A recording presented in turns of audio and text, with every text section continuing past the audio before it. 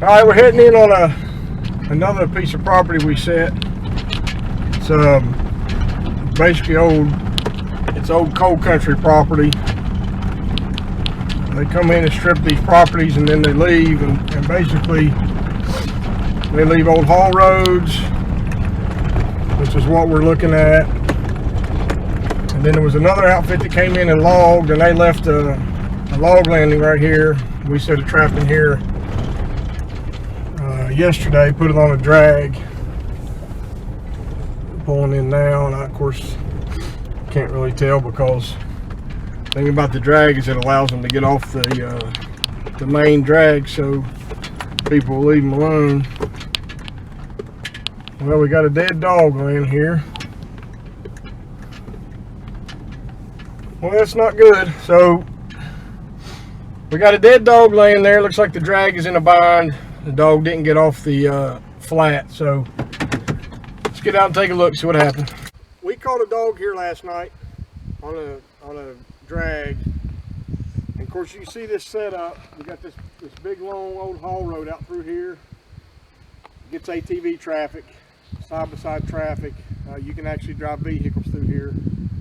So when we trap this, we always set these up on drags, and you know, we keep reiterating the drag preserves your set, and then it keeps people from being able to see your animal.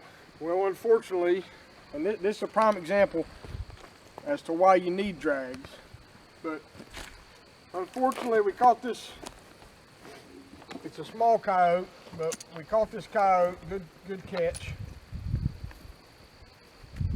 When he tried to get, the set was over here and he was going for cover, and the drag hung up in this brush, this log, and he couldn't get out of here. But this dog has been shot in the face with a shotgun. He's actually still warm. But that right there is a prime example as to why we try to use drags, because unfortunately this guy would have got over there until we could deal with him. If he was anchored up here, he would have absolutely no chance because of people coming by here wanting to fool with him. So again, that's why we use drags. Unfortunately, it didn't work out this time. We did get our dog. Man, that makes me mad. What do you think, boys? It's awful. It's frustrating. Alright, so normally this is where we would dispatch. Somebody's already done that for us. So we'll get this dog out of the trap and then we'll film the remake and show you what we got. Alright guys, we'll put this set back in. It's a really simple set. It's a variation of a dirt hole, and we use a rock on a step over set. That's basically what we call it. You can see where the peat moss was blown out from where the dog was trapped.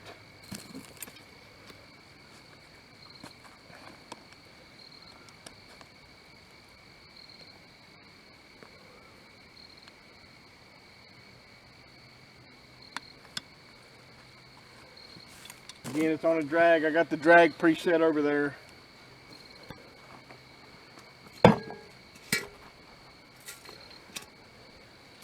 Again, every time we do a set, we reiterate how important it is that trap's bedded solid. And that's good and rock solid. It's not going anywhere.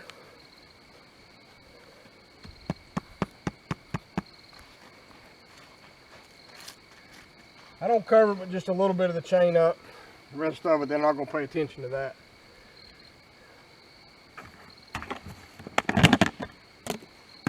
I got a trapper's cap for my 550, my Pro Series 550s now.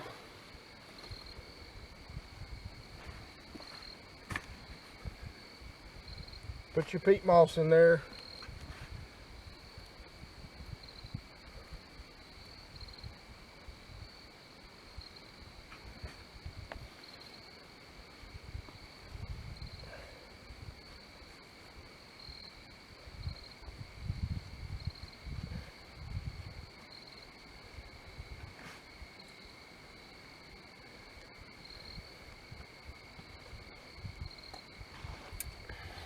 Pull that off.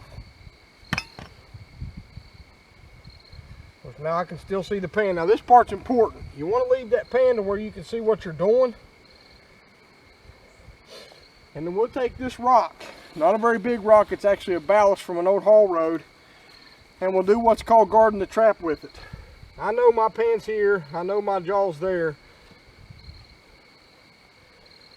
I like to put that trap or that rock in there and actually push it down in the ground. Don't just set it in there. I like to push it down the ground like it's been there, and I'll show you why.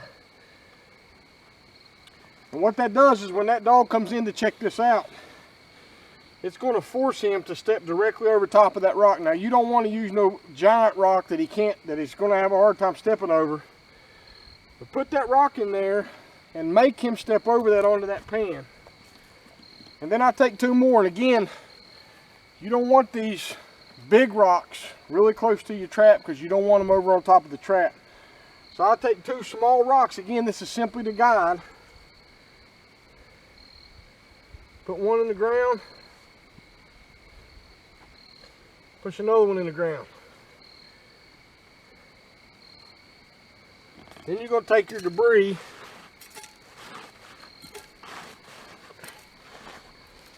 and you're going to sift over the trap as well as a little bit over those rocks to make it look like they've been there.